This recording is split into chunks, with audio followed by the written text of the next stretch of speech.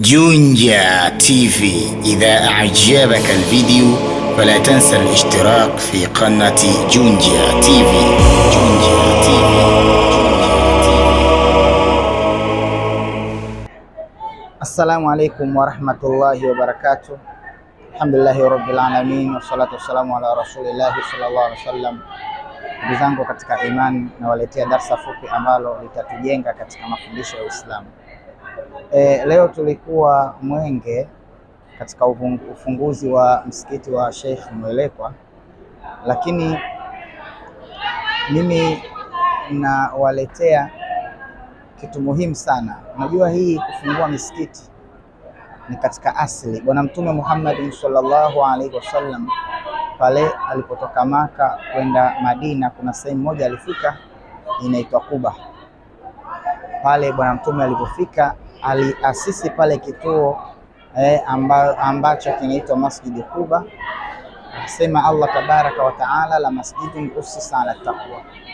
Ule msikiti uliasisiwa kwa ajili ya uchamungu.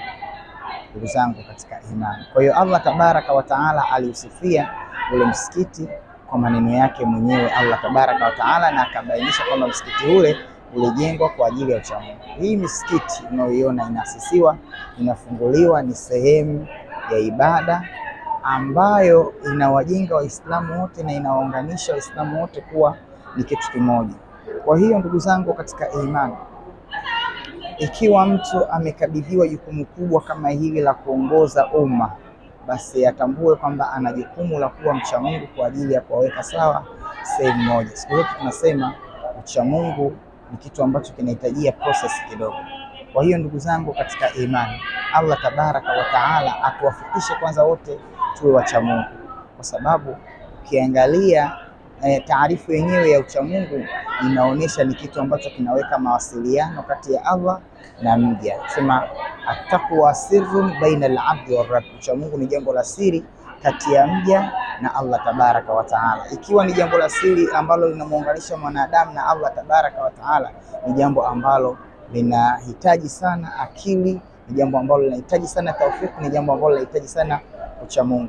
Wabillahi tawfiq wa hadha. Assalamu alaykum wa rahmatullahi wa barakatuh. جونجا تيفي. إذا أعجبك الفيديو فلا تنسى الاشتراك في قناة جونجا تيفي. جونجا تيفي.